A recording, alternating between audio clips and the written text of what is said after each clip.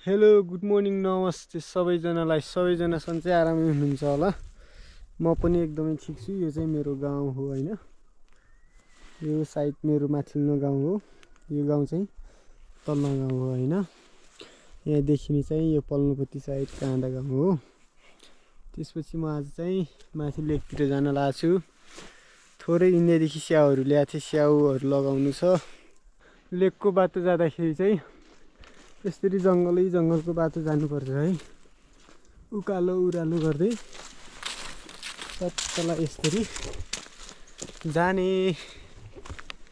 अब चाहिँ म जाने बाटो चाहिँ माथि हो। यहाँको यो बाटो उकालो निस्किनुपर्छ, यहाँदेखि धेरै माथि जानुपर्छ, उकालो जानुपर्छ।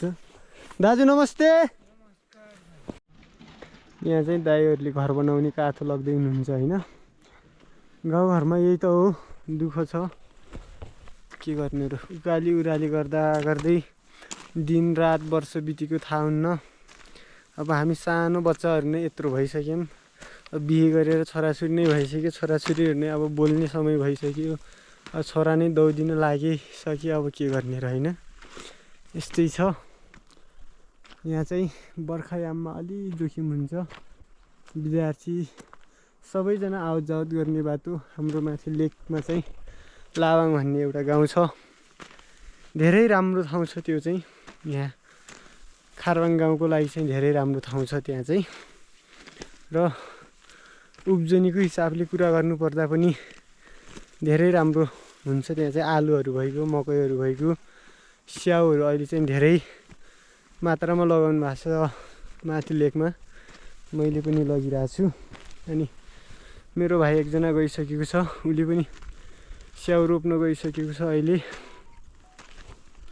त्यही हो, स्याउहरू रोप्ने, गाउँघरमा बस्ने, यस्तै जङ्गल दादा कादाहरूतिर घुम्ने, त्यही त हो सबैजना गाउँघरमा बस्ने मान्छे त। म चाहिँ यो माथि लेक जाने ठाउँमा यहाँ खानीदुला भन्ने एउटा ठाउँ छ, त्यहाँ आइसक्यो है। यो चाहिँ खानीदुला हो। पहिले यहाँदेखि चाहिँ 10-15 किलोमिटर अगाडि चाहिँ सम्म चाहिँ खानी छ अरे। माथि यहाँदेखि माथि एउटा पहल छ, त्यहाँ चाहिँ बाबाहरू चाहिँ त्यहाँ निस्किन जानुहुन्थ्यो अरे। यहाँ चाहिँ खानीदुला, पाथिललाई बिसाउन खानीदुला भन्छ। यो बिसाउनदेखि चाहिँ हाम्रो यो माथिको लेक देखिन्छ है। यहाँ चाहिँ लाबाङ भन्ने ठाउँ छ, यहाँ चाहिँ एकदमै सुन्दर। हाम्रो खारबाङ गाउँ भन्दा पनि धेरै सुन्दर छ यहाँ चाहिँ। यस्तो खालको छ यहाँ चाहिँ। यहाँ चाहिँ आजभोलि सागसब्जी लगाउनु भएको छ सबैजनाले। स्याउहरू एकदमै लगाइराख्नु भएको छ यो ठाउँमा। म जाने चाहिँ यो साइडतिर हो। यहाँ थरीथरीका मान्छेहरू बसिरहेछन्, थरीथरीको तोल, थरीथरीको मान्छेहरू। यहाँ छन्देल खोरिया यहाँ भन्छ, धापगाडी, पैमा खोला, के थुप्रै नाम छ। यहाँ खर्कादेरा भन्छ यो साइड तल चाहिँ। त्यसपछि के भन्छ, धेरै नाम छ यहाँ चाहिँ। यो सानो एरियामा नै यस्तो छ, जङ्गलले घेरिएको ठाउँ। अनि यो चाहिँ पाछ्यान बिसाउन भन्छ है, काम गरेर आउने मान्छेहरूको लागि चौतारा। यो चाहिँ छन्देल खोरेको घरहरू हो है। यो चाहिँ मेरो घर हो। यहाँ चाहिँ फल्ल्या खजी गर्छ भन्दै हुनुहुन्थ्यो बाबाले। पाला हाल्नु भएको छ, दुईचोटि आयो, बनाउन सकिरहेको छु भन्नुहुन्थ्यो। यस्तो हुन्छ है माथि लेकतिर गाउँतिरको घरहरू चाहिँ। यही हो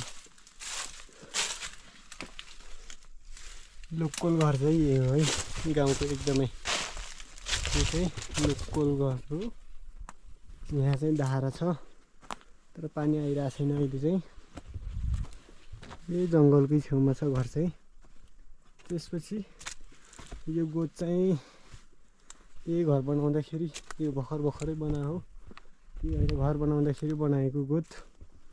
हामी यहाँ बसिरहेको थियौँ यो गोठमा। अहिले त यस्तो खालको सामानहरू रहेछ। त्यसपछि हेरौँ है मेरो घरमा के कस्तो छ भित्र चाहिँ।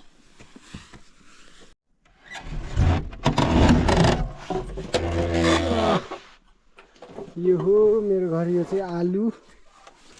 यो चाहिँ के गर्नु र, बजार पाउन यो आलुले गाउँमा मूल्य घटिरहेको छ झन् आलुको। यहाँ चाहिँ मेरो दिदीको फोटोहरू रहेछ है। उहाँ आन्टी अङ्कल, मेरो जिठी दिदी। उहाँ त अहिले यो संसारमा हुनुहुन्न। पहिलेको फोटो पुरानो। अनि भित्र चाहिँ फेरि यस्तो छ है, यस्तो छ उदाङ्गै, यस्तो छ भित्रको हालत चाहिँ। कपडाहरू पनि टन्न छ, यो गाउँतिर लग्दैनौँ। बत्ती पनि छ फेरि, बत्ती के भएर बोलिरहेको छैन, बत्ती बोलिरहेको छैन। यही हो गाउँघरको घर चाहिँ साथीहरू। यो चाहिँ मेरो 1 वर्ष अगाडि लगाएको स्याउ हो, तर यहाँ गाईहरू पसेर गाईहरूले सब खाइदिएर खत्तम बनाइदिएको छ। यो चाहिँ हरियो सागहरू है, सागसब्जी। पहिलेको चाहिँ अलि यस्तो खालको छ, सानै छ पहिलेको चाहिँ अलि। यो चाहिँ काँक्राको झाली, अहिले त सुकिसक्यो।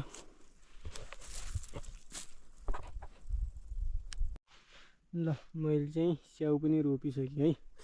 मैले 10वटा गद्दा खनेको थिएँ, 10वटा गद्दामा चाहिँ स्याउ रोपिसकेँ। यति खन्दा चाहिँ यहाँ चाहिँ आलु पनि यति धेरै निस्क्यो है।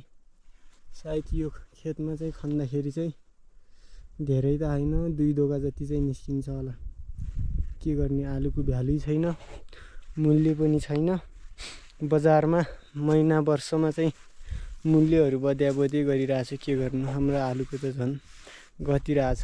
100 रुपियाँदेखि 80 रुपियाँ, 90 रुपियाँ 80 रुपियाँ भइरहेछ। के गर्नु र, बजार घटिरहेछ आलुको। ल मैले चाहिँ आलु पकाइसकेँ। यहाँ चाहिँ छोप कुटिरहेको छु टिमुरको छोपसँग। चट्ट आलु खाने हो, गाउँ जाने हो। मजाले आगो बोलिरहेछ, मिठो घामको किरण आइरहेछ। यहाँ चाहिँ आगो तातो, आज चिसो पनि छ। आलु पकाएको छु। ल मेरो चाहिँ आलु पाकिसक्यो। अब आलु खाइहालौँ न मजाले यस्तरी खनाएर। पानी रहेछ छ यसमा पनि पकाउ। दाइ आउँदै हुनुहुन्छ अरे गाउँदेखि। दाइको लागि चाहिँ अलि राम्रो आलु पकाएको छु। मैले चाहिँ अघि देखिराख्नु भएको आलु पकाएको, त्यति पाक्दैन त्यो आलु चाहिँ। दाइलाई चाहिँ यही घरकै आलु पकाइदिइरहेको छु। मैले चाहिँ बोक्रा कोरेर रेडी बनाएको छु। अब चाहिँ चट्ट यसरी धोबेर मजाले खानु। आलु त हजुरहरू पनि सबैजनाले खाइराख्नु भएको छ होला होइन। गाउँको लोकल आलु एकदमै टेस्टी। यस्तो आलु चाहिँ कम मात्रामा नै खान पाइन्छ। टिमुरको छोप सबैलाई। अब साँझ हुन लाग्यो, म पनि घर जाने समय हुन लाग्यो। अझै आलु पाक्नु बाँकी छ।